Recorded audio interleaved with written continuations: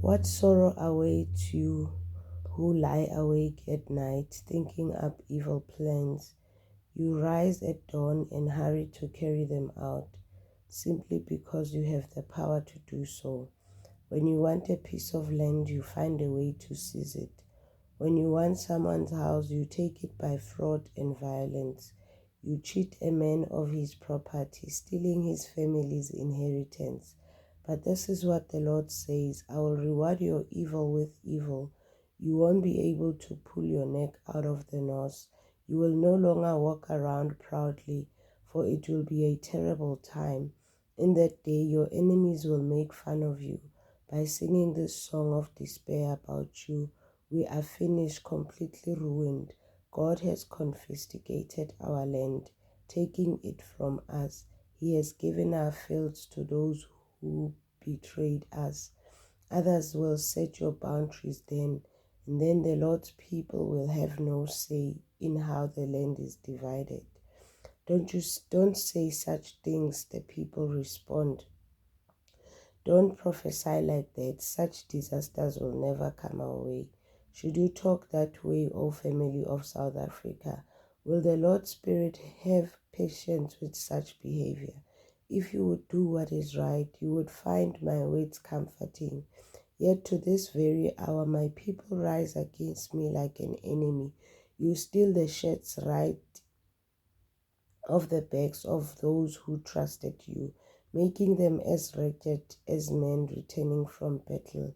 You have evicted women from their pleasant homes and forever stripped their children of all that God would give them. Up, be gone. This is no longer your land and home, for you have filled it with sin and ruined it completely.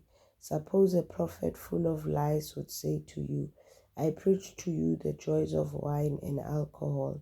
That's just the kind of prophet you would like. Someday, O South Africa, I will gather the remnant of who they left. I will bring you together again like sheep in a pen, like a flock in its pasture. Yes, your land will again be filled with noisy crowds. Your leader will break out and lead you out of exile, out through the gates of the enemy cities, back to your own land. Your king will lead you, the Lord himself will guide you. I said, listen, you leaders of South Africa. You are supposed to know right from wrong, but you are the very ones who hate good and love evil. You skin my people alive and tear their flesh from their bones. Yes, you set my people's flesh, strip off their skin, and break their noses. You chop them up like meat for the cooking pot. Then you beg the Lord for help in times of trouble.